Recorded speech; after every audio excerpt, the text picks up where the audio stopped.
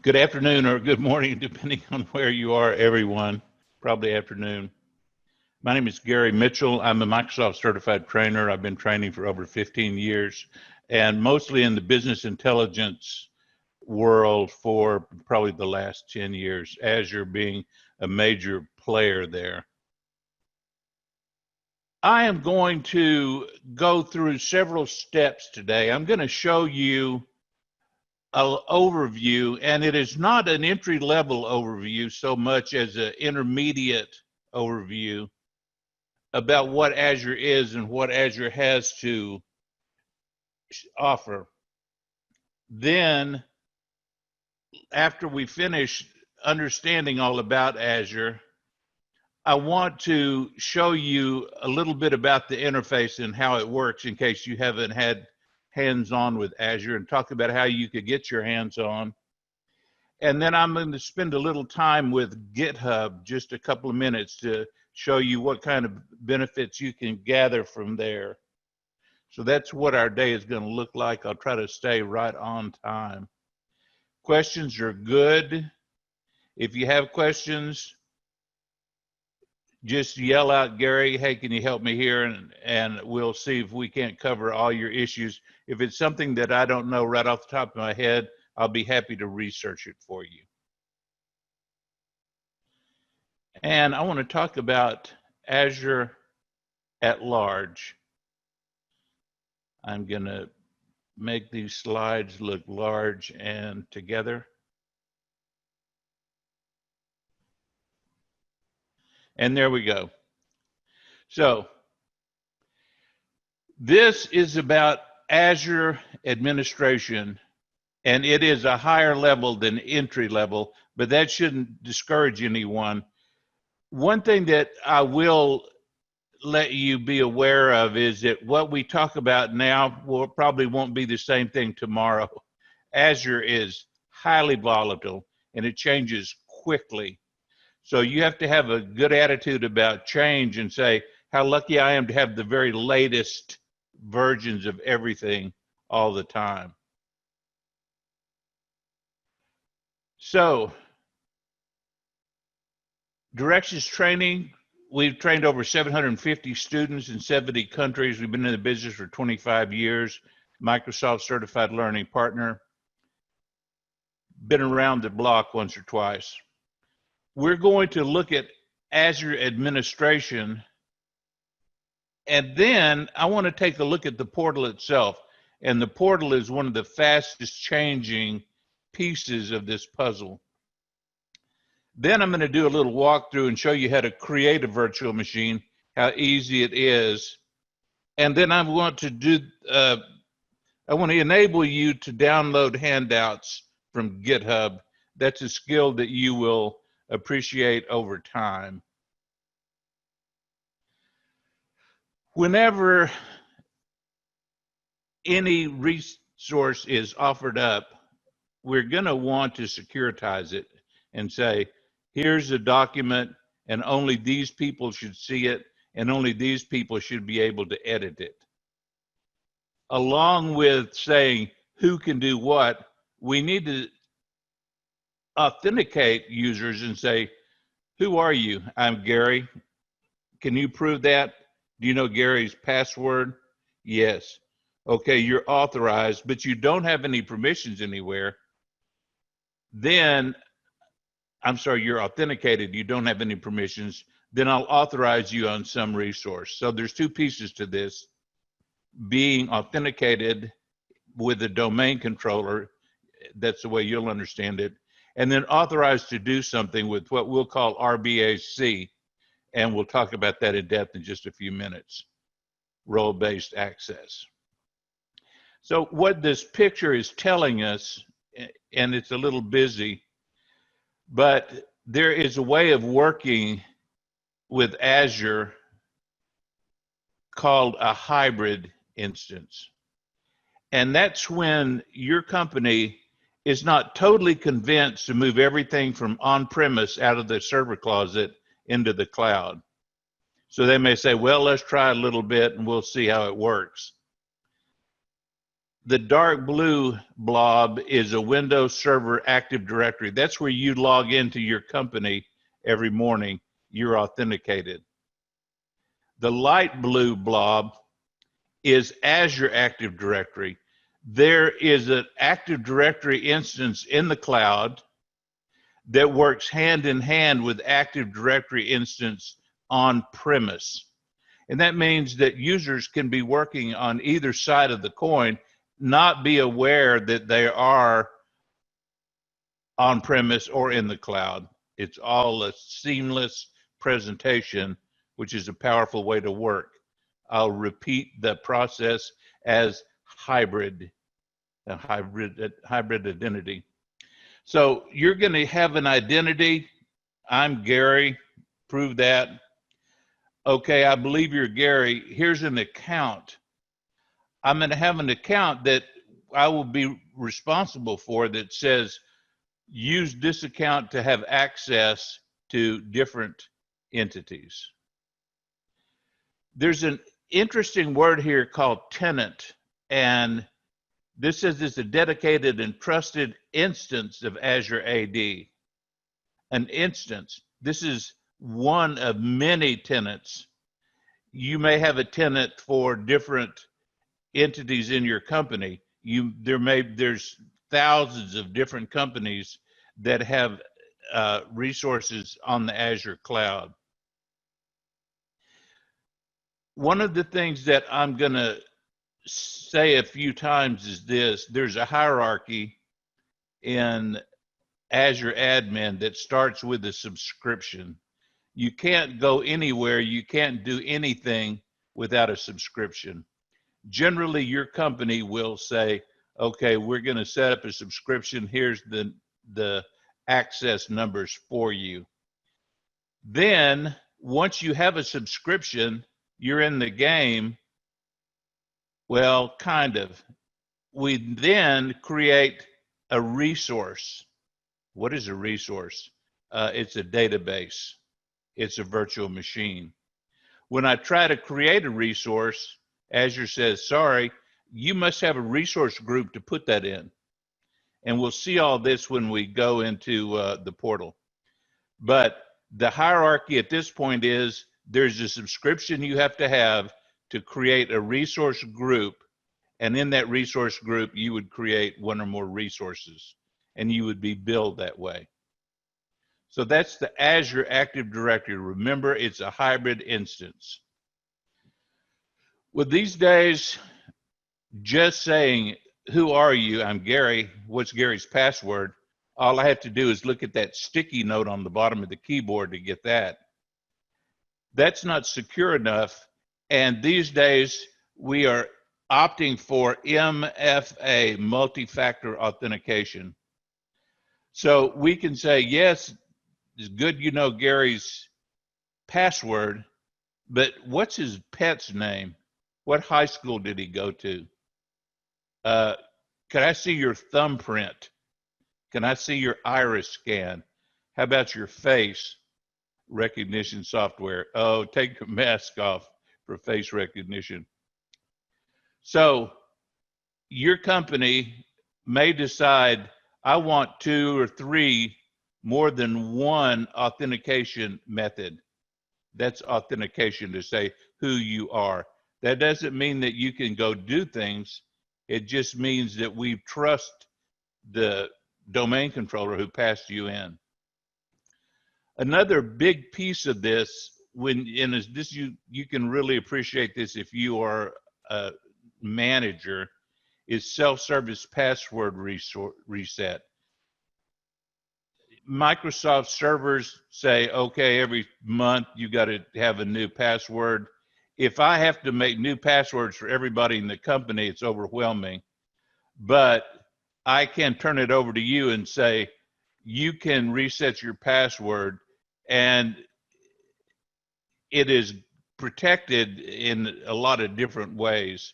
But it's a real benefit for you and I to allow the end users to reset their own password.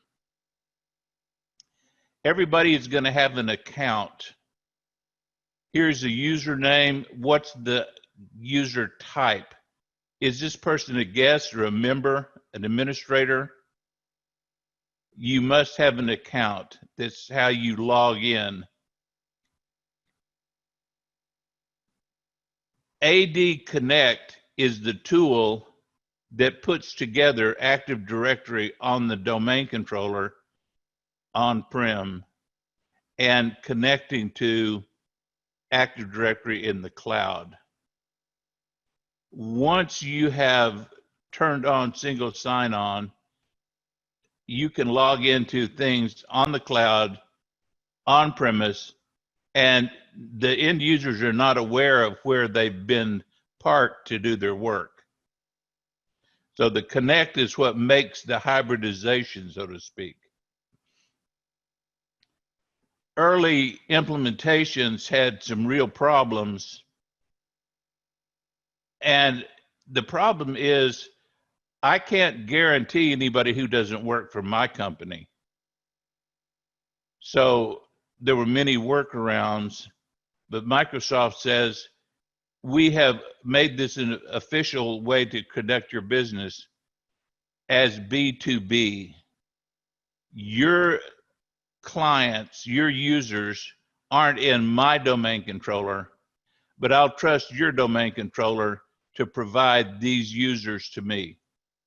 I'm inviting users from other tenants into my organization. These could be business partners, they could be consultants, they could be major business clients. Business to customer implementations effectively anonymize, if that's a word, your customers. If you had a website, you could turn on anonymous access and it would allow people to come into your website that didn't have a presence in your system. With business to customer, we can say, I want to extend access to these customers in my business. So now we can work hand in hand with other than just our people, just our systems. Well, here's another kind of hierarchy. When you decide, I think I'll make one of those resources. What would that be? I think a SQL database would be nice. Okay, good idea. We're going to ask you a bunch of questions about how big, and by the way, where do you want to put that? I don't know. Do I have any options? About 140 different centers around the world. Huh.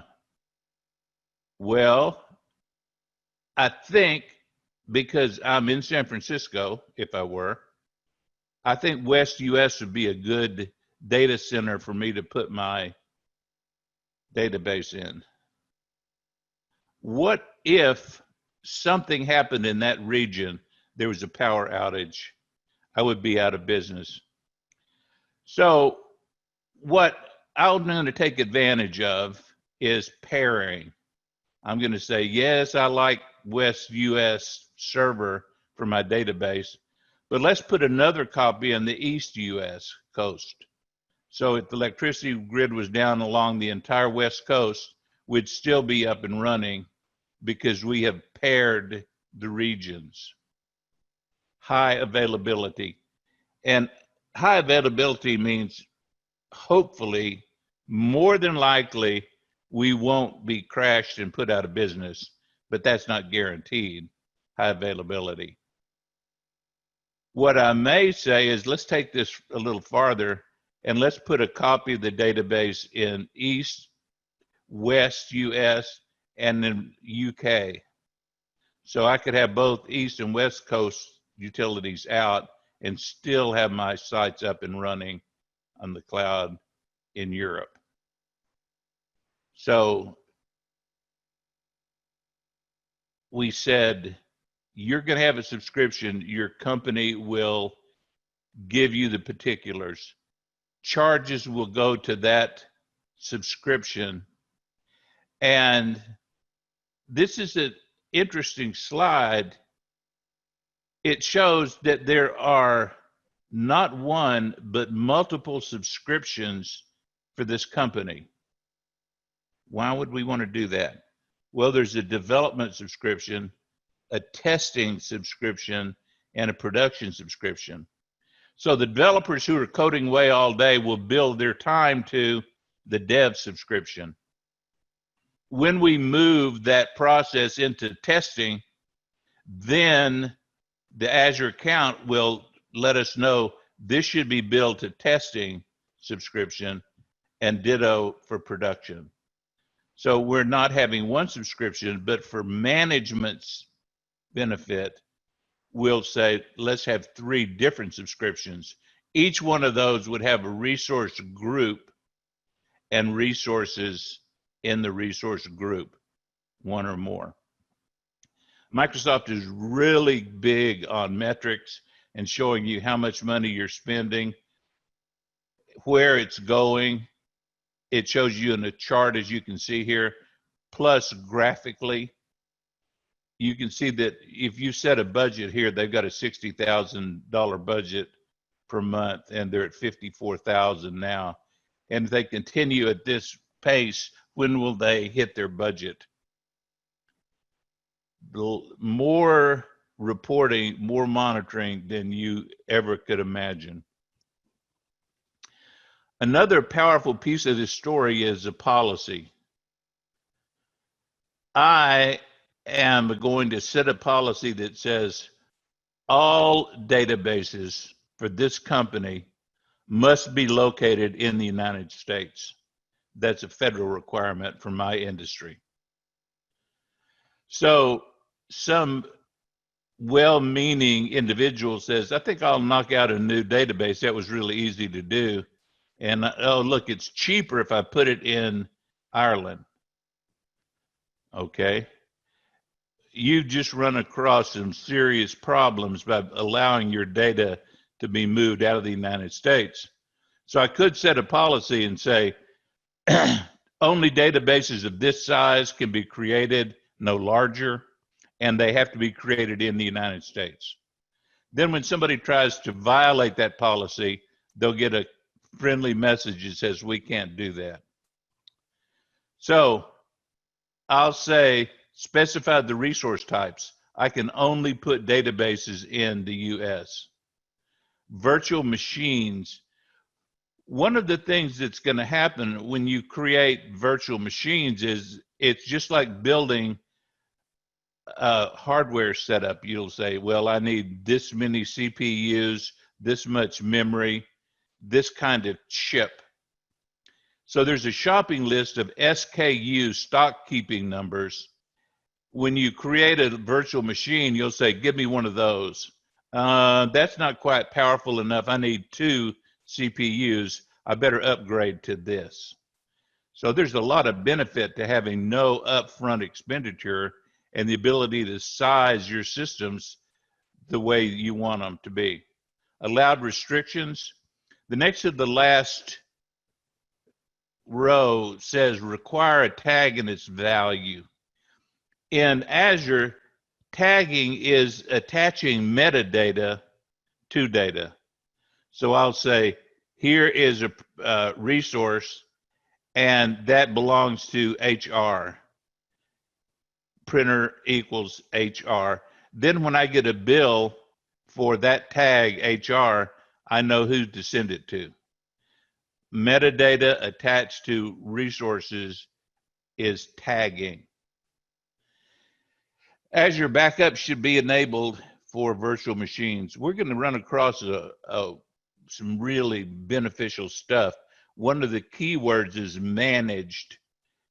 When I create a new resource in Azure, I can say, make that managed. This means that Microsoft does all the grunt work and you do just a configuration, the user front end work.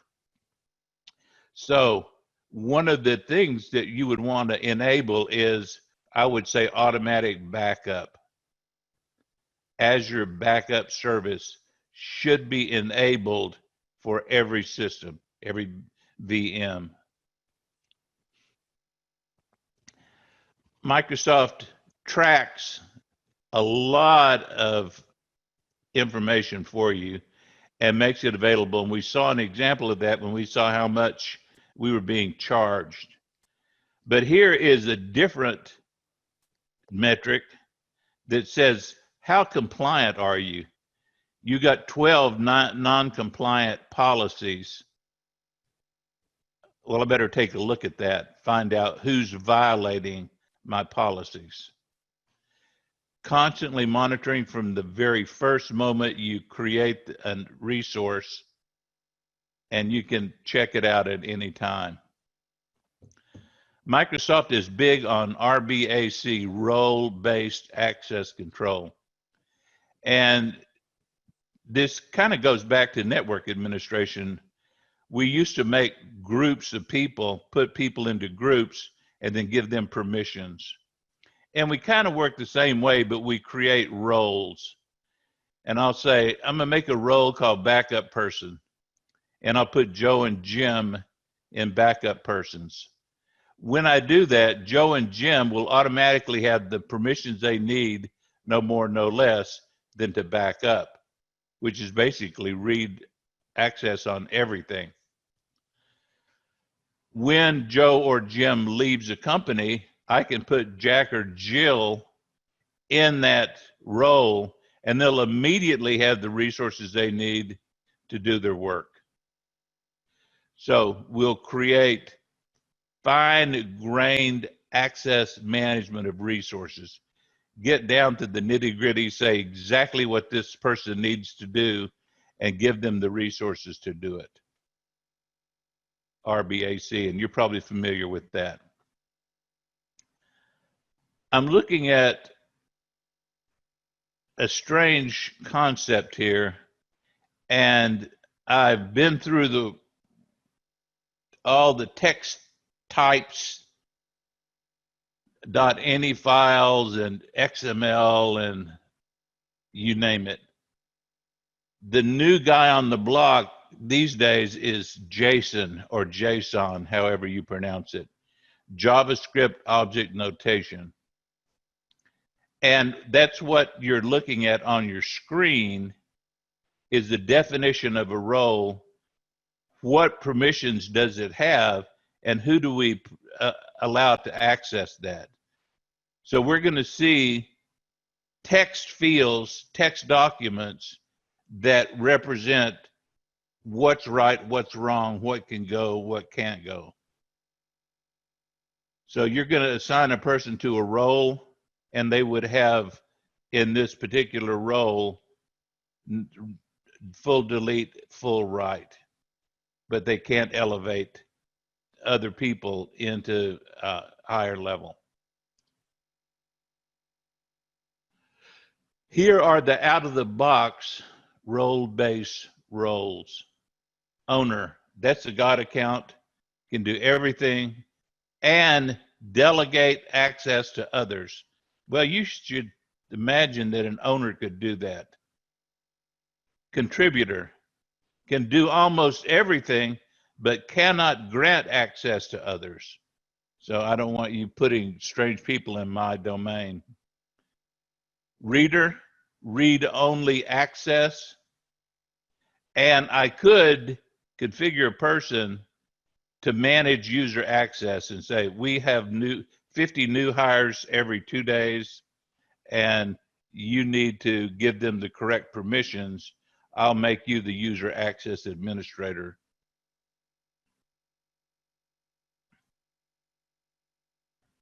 All right, a resource.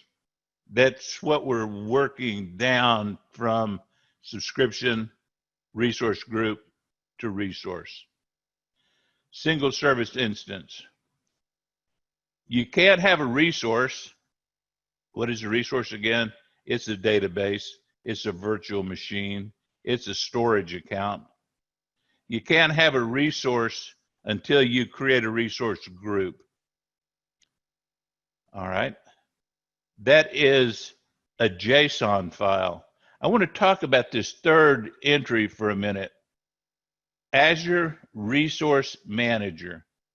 You'll see that as ARM more times than not. And I'm going to specifically tie ARM to the word template. You know what a template is. In Word, you have a template for your purchase orders, for example. So there are JSON text files that describe a database or describe a storage account. Whenever you say, I want one of those things, then Azure is going to say, let me go get the JSON file and make a copy of that, basically. That's the configuration with arguments, if necessary, to build something. Why do I care about that at this point in my life? Well, here's why. Again, this is the third bullet item with no bullet. Declaratively describe a set of resources. I'm going to say I have a job, and it's to make 100 Windows 10 machines with very specific configurations on each one. Oh, that's a nightmare. But if I create one and save the template as a JSON file, then I can run a command line and say, make me 99 of those. Run that script 99 times. So you can save a resource you create as a JSON template. Declarative means you say, make me one of these things. I'm not going to tell you how to do it. You know how to do it. And that's why we are using the GUI graphical user interface primarily. Resource provider, who's going to provide that? Well, I would think right off the top of my head, Microsoft is, but there are, I think there's 10,000 plus templates in Azure for making this kind of machine with that kind of configuration. So you could save your own configuration as a template, or you could use someone else's. Resource manager is the boss of working with Azure. I want to make sure that everybody has got the rights they need to where they need to go, and that's it, no more. So starting at the top of this graphic, I see the Azure Portal. We'll be there in just a few minutes, and we'll see what the Azure Portal has to offer. Azure PowerShell and CLI, command line interface. There are things that you would need to do sometimes in Azure that can't be purposed from the GUI, the graphical user interface, the portal. You have to type code. And there are several different languages, fortunately or unfortunately. But if you don't know PowerShell, do yourself a favor, Google PowerShell ISE, Integrated Scripting Environment, and teach yourself a little PowerShell, and you'll be glad you did. The REST clients are web page clients. All those connections connect to the resource manager.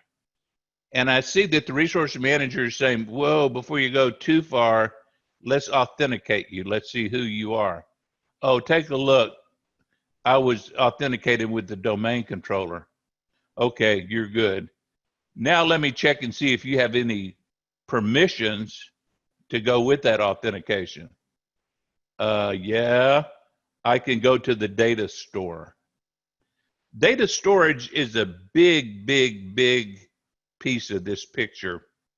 And I want to take just a second to introduce you to something you may not be familiar with.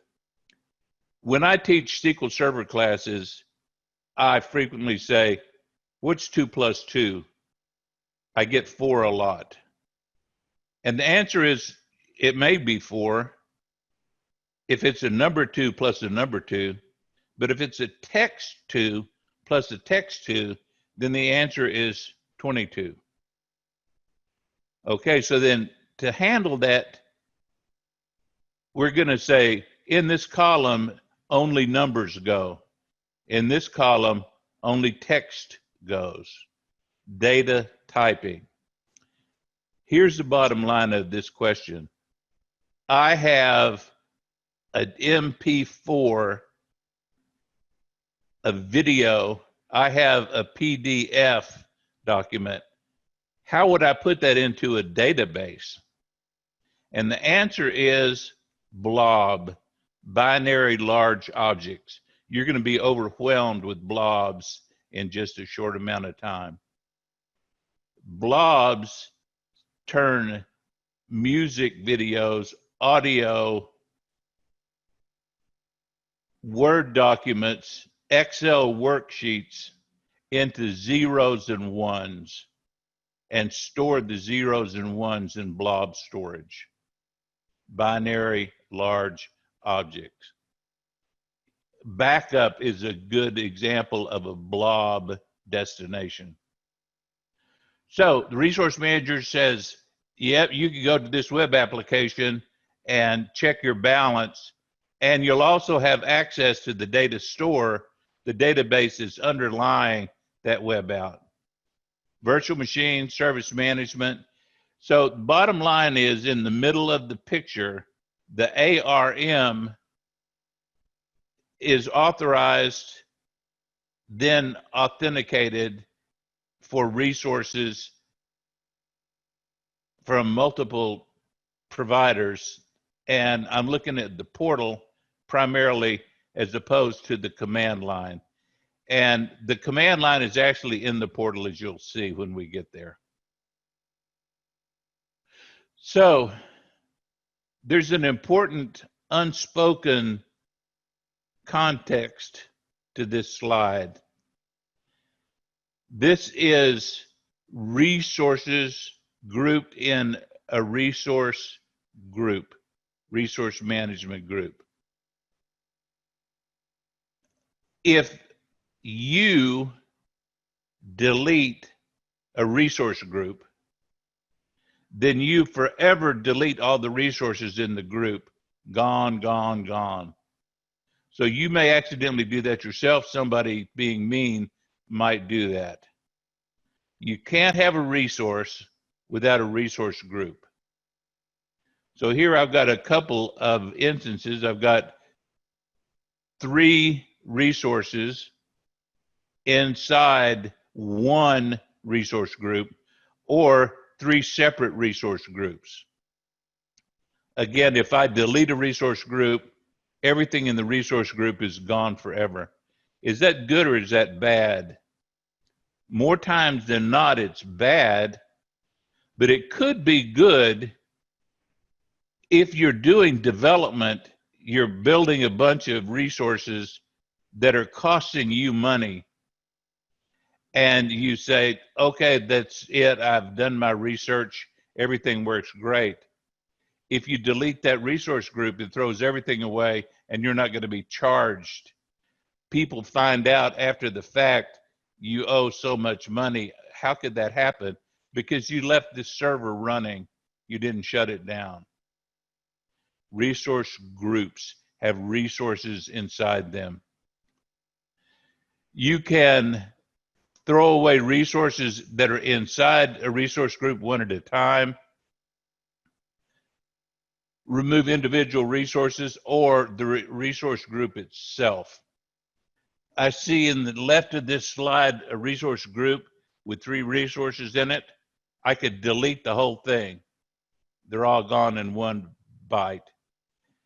You'll see at the bottom of the screen a PowerShell syntax. Get, this is a verb noun pair. The verb is, what do? We get something. Dash what? Azure resource group. Okay, what's the name of it? AZ10403. Okay, put that into the pipe. That little stick sticking up is the pipeline. Get the resource group named, make an instance, make a pointer to that, and then when it's in the pipeline, remove that Azure resource group. Force and as job. Set this up as an Azure job and overwrite things as necessary. So what's easier? Clicking on a button is much easier, but there are things that you can do with PowerShell you can't do with the GUI, with the graphical user interface. And there's an example of a PowerShell commandlet, get AZ resource group. Well, I'd like to not have my things thrown away. And what I want to do is learn how to protect myself with resource locking. So I can say, you see this resource group? I put a lot of time and effort into it. I like everything about it. Don't let anybody delete it but me. Don't let anybody change anything in it but me. So I can lock. And once I put a lock at a level, at a hierarchy, they're inherited by the children. So if I lock my resource group, then I've, by inheritance, locked every resource inside it. Only I can manipulate them. So that this is clicking one little button, and it's certainly worthwhile. Excuse me. Azure Portal. This is Portal, Azure, AzurePortal.com. You name it. This is the home page, the splash page for all things Azure. It's the GUI. So I see a plus sign at the top left and it says create a resource. You know, this is a whole new looking thing to me. What do I want to make? Resource group, virtual machines. You click here and I'll help you make it. I've got templates, I've got pages, I've got blades. We'll GUI together, so to speak, and build what you want. This is the Azure Portal. You're going to present your certificate, your subscription when you log in. On the left-hand side of this picture is a smartphone, a cell phone, hooked up to Azure. So you as a manager can take a look and see while you're driving down the street. Of course, you're not supposed to look at things while you're driving, but I'm sure you'd all pull over to Starbucks. And you would log into your VM and say, how am I doing here? This CPU is running fine, but I'm having a little hit there at between 650 and 7. I wonder what's causing that. That's a little bit of an anomaly. Not a big deal. So you can manage with the mobile app, including running PowerShell commands on your cell phone, your smartphone. So if you're an Azure administrator, you've got one more tool in your belt. If you are of the open community group, Linux, for example, you can use a bash shell instead of a PowerShell. So you'll click on Cloud Shell and say, hey, look, I'm speaking Linux or I'm speaking Windows. You choose the language. Here's an example of a PowerShell commandlet. PowerShell commandlets are verb, noun constructs. The verb is new. Let's make a new thing. Dash. Notice there's no spaces with that dash. Make a new Azure VM. That little dit to the right is a tilde, and that means line continuation character. Ideally, all PowerShell commands are on one line. Very confusing. That's why I would recommend ISE, excuse me, integrated scripting environment. It's an easier way to work. So what's a resource group name? CRM, testing resource group. There's another tilde, same line. What's the name? What's the image you want to create? Ubuntu LTS. I want a Linux virtual machine Here's the name. So PowerShell would be a good thing to add to your skill set. There's another language for the command line interface. This looks similar, but it's different, substantially different than PowerShell. AZ space, all lowercase, VM space, restart, switch G.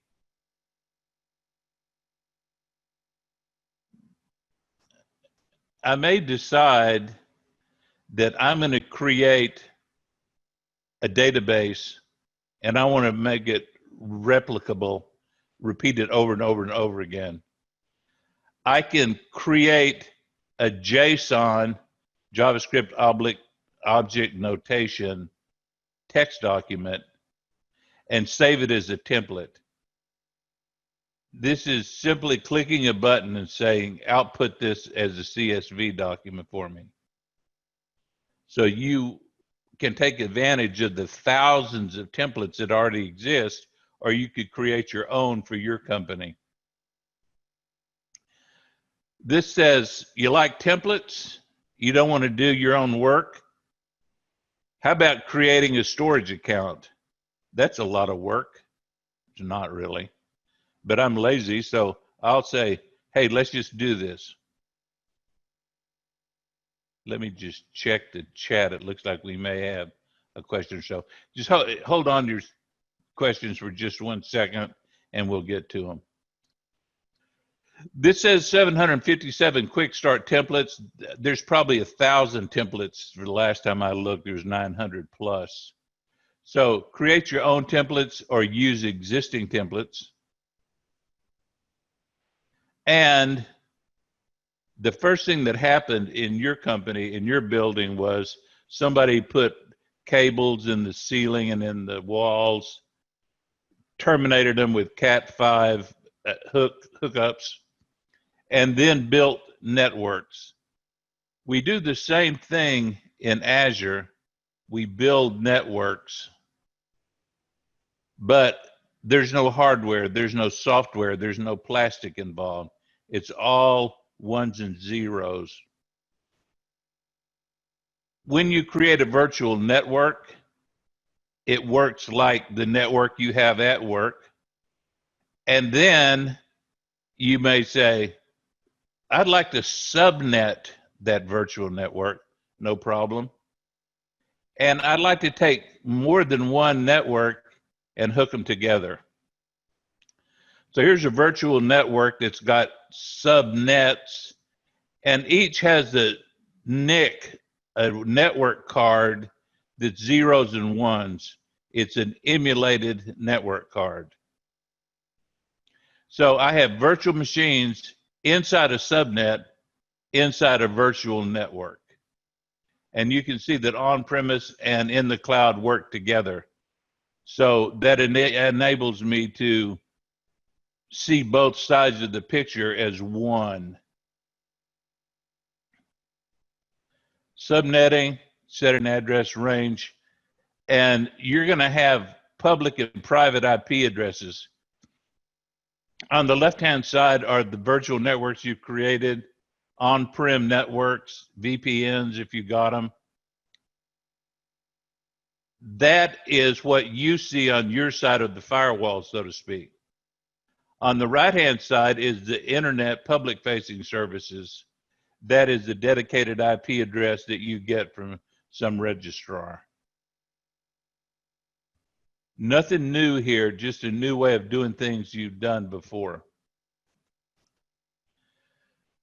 If I want to create multiple virtual networks and have them work together, I do an operation called peering.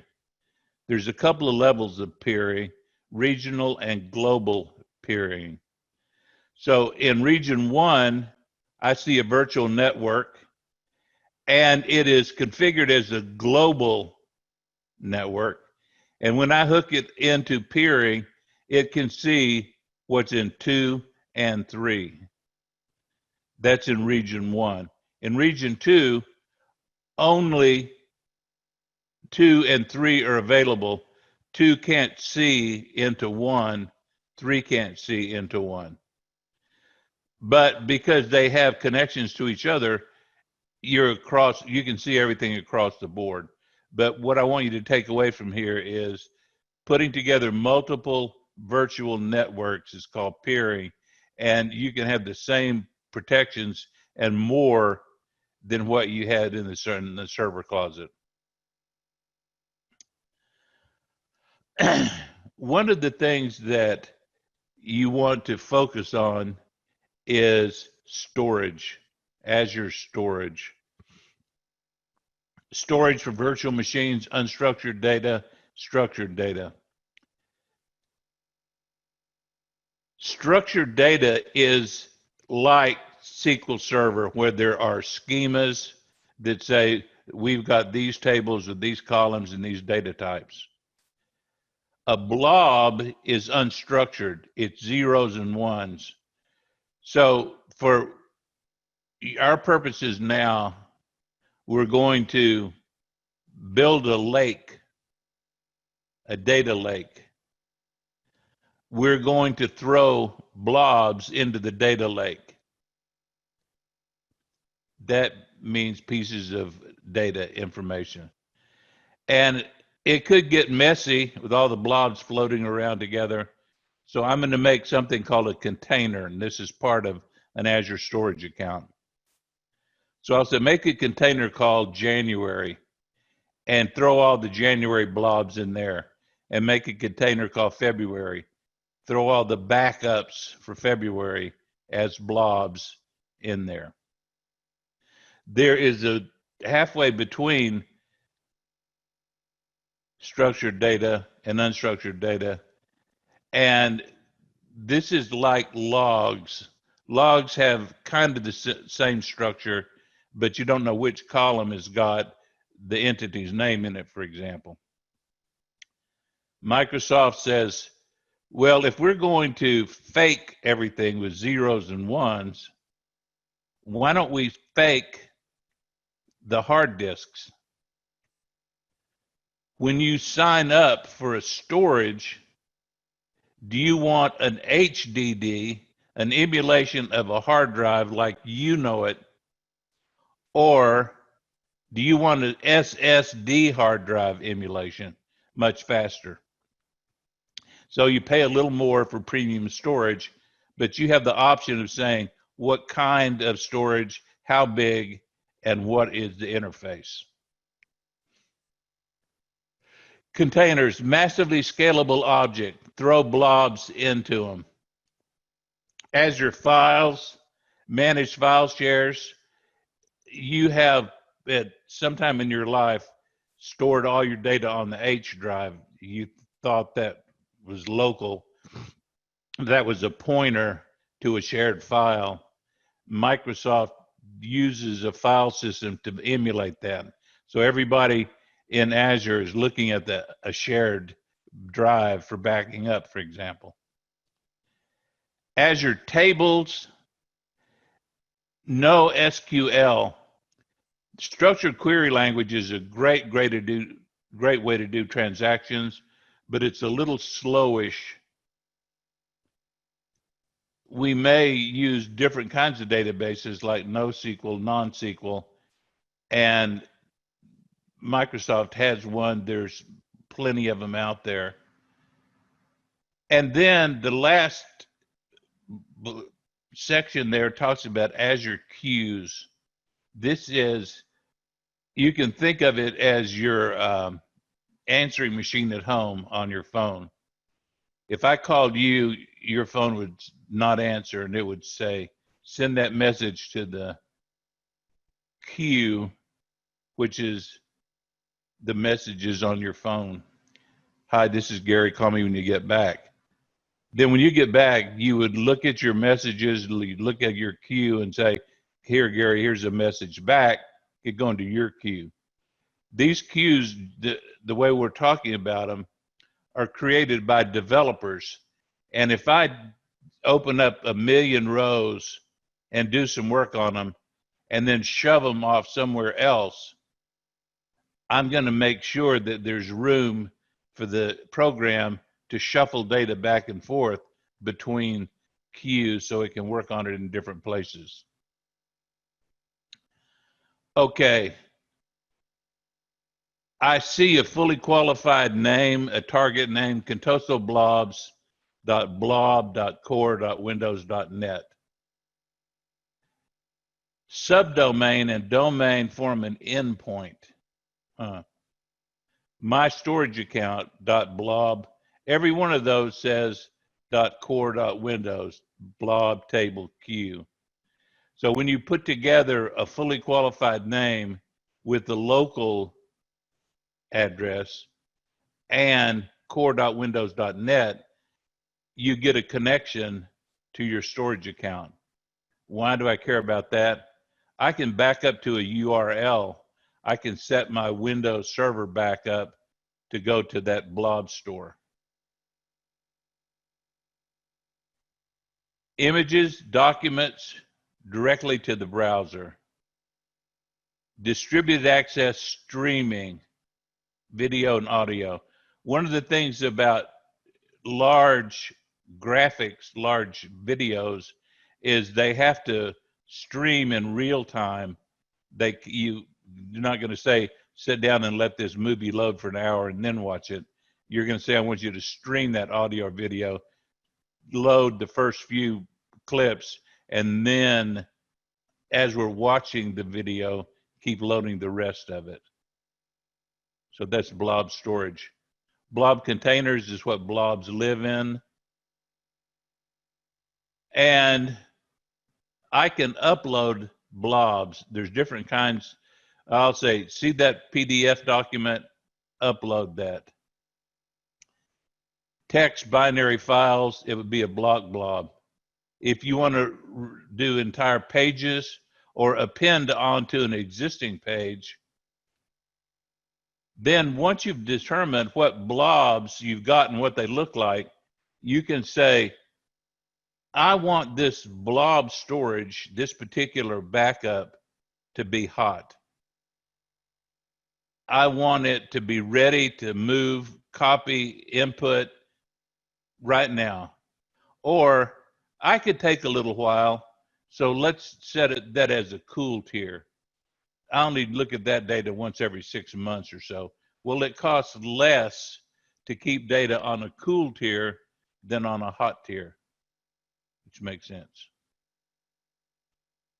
Okay. The only thing that I want to touch on this is shared access signatures.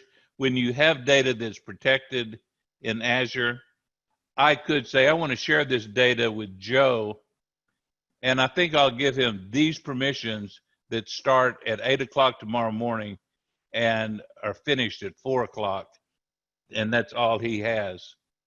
So I can make sure that he can get the resources he needs externally, only what he needs, and only for the time I want him to have it. Shared access signatures. So what's the IP address we're allowing in? When does it start? When does it stop? And what protocol are we using? HTTPS. When I take an HTTPS SAS, I can pass as a parameter, what is it that makes this full connection? HTTPS, the name of the resource, and let's tack on the stored access container, the token that we got. When you put those two together, you can see it's a pretty ugly URL, but that is the total backup that will allow access to an individual of a certain size for a certain amount of time. So when I could back up to that, I could allow somebody, some consultant, to work with that file for the day. One of the things that happens in the Microsoft world is encryption. Everything is encrypted.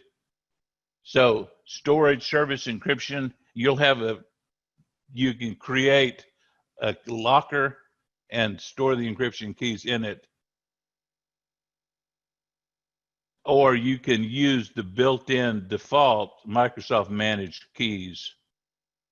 If you create your Azure Key Vault, your own box of special keys, then you can put your encryption keys in it. You'll always know where it is, and it'll be protected from anybody else's access. There is and this was in draft, I'm not sure. This changes quite a bit, Storage Explorer. This is a graphical user interface onto the lake, so to speak, that shows you all the storage accounts, the containers, the blobs in them. And I see in the middle top, upload and download. So I could learn some tricky command line code, or I could say, upload this backup with the graphical user interface, or download this Word document from the data store. So the Storage Explorer is a GUI, graphical user interface look. If you have huge amounts of data, Microsoft will send you devices to load your data into.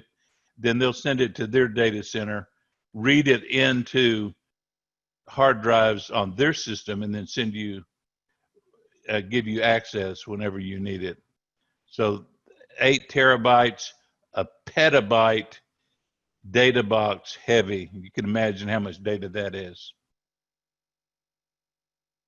There is, if you're a command line type, a utility called AZ Copy. You can see the syntax for it here. It's a command line.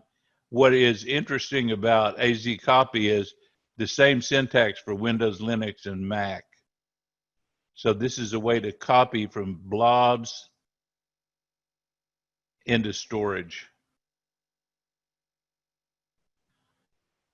Okay, when we talk about virtual machines, I'm looking at an acronym, IaaS, Infrastructure as a Service. Looking at this whole picture, in the leftmost column, this is the stuff you have to do, all in green.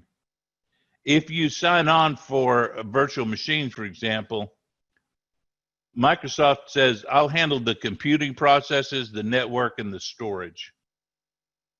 I'd like to move up a higher level and get more support from Microsoft with Platform as a Service. And I want Microsoft to do everything from the runtime, OS, VM, everything here. What you're seeing between infrastructure and Platform as a Service is laying off more and more responsibility on the provider. Finally, Software as a Service, you'll recognize this as Office 365, and there's very little that you have to do with O365 with SaaS. They do everything. Locations, you can put stuff anywhere in the world. It may be cheaper appearing to put your data somewhere, but moving large amounts of data across the internet could cost you more. So be careful when you pick your locations that you're not violating any safety standards, for example. When you go shopping for virtual memories, virtual machines, you're going to see too many options here. Do we have memory or operational dependencies? And you may say, I kind of like a DSV2, but I want one more CPU with it.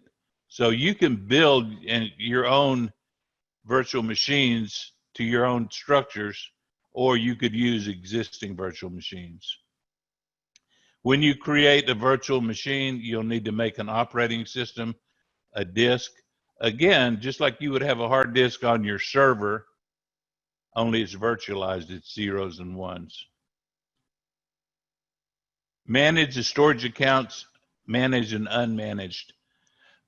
Managed means Microsoft is going to back up stuff for you. And if something should fail, they will restore for you. That's a great benefit. So managed is a nice tool. Maintained by Azure, recommended. Different operating systems, Windows, Linux, you can see, Windows 10. One of the things that happens, one of the bad things that happens in this set of classes is if your company has denied RDP, Remote Data Desktop Protocol, you can't do the labs.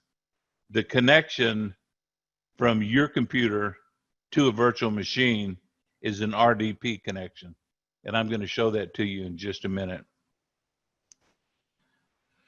What is a Windows virtual machine? It's virtually just like you saw Windows Server, Linux, Windows 10. I can create availability sets and say, why should I just create one virtual machine when if I had two of them and one failed, the other one would still be available? There's a good idea. Let's make 3 or 4 in the availability set. Another concept is scaling. I've got one machine and I'll set it to scale up. So I'll add more and more and more resources. With horizontal scaling, I'll say, let's make multiple copies of that system, more and more and more copies. So you can get taller or you can get wider is the way to understand it. You make a scale set instead of an individual VM, and then Azure will scale up and down automatically as needed, charge you more or charge you less. You only end up paying for what you use. This looks like a misnomer, serverless computing. We can say, I want to make a web app, and I don't want to build servers and all that stuff. Why don't I just let Microsoft Azure provide the structure underneath, and I'll create a service plan. Okay. Again, we can scale up or scale out the VM instances. And this is the ability to create a resource and not have to build a production environment, a development environment. So I see .NET, Node.js, PHP, all the services that you're familiar with. There is a Docker container. You're going to see containers with blobs on the right a lot in the not too distant future. So no matter what language you speak, you can create, for example, websites, web applications, banking applications on Azure itself. This is an interesting concept. In the left of this picture, I see some developers working on some code. This is our new website. They're sharing that information on GitHub. That's the little cat. So the application itself is being developed in GitHub from 2 separate remote developers. When they think it's pretty close to being ready for action, they'll send it to a staging slot and say, okay, let's let people take a look at this and see if they can find any problems. Testing. Yeah, we did find some problems. Let's fix that and then push it to the production slot. We're getting some issues with production. Let's swap it back to staging. So you can have different instances readily available to swap back and forth from. And this is more important to developers than administrators. Okay, you can create web apps, applications with the underpinning of Azure and assign custom domain names to it with DNS. Okay, Azure Backup, that sounds good. Backup and restore data. Restoring is great. If you can guarantee me the backup is good, we can put that in the cloud. We can do this automatically, managed. When I create a new VM, I can create a managed VM and let Microsoft do the backup, so to speak. And when it fails, they can just make it come back. A snapshot means take a picture of the whole app the way it looks this minute. It won't be up to date in 5 minutes, but it's quick, cheap, and easy way to take an instance right now. And then if something went wrong, I could always go back to that snapshot point in time. I could back up particular pieces of my system, or I could back up my entire site with Azure Site Recovery. I know we're running over time a little bit, and I'm going to get you out in just a minute. I can make virtual machine snapshots, store them in a recovery services vault, and then if something goes wrong, I can move the snapshot back into play. Okay.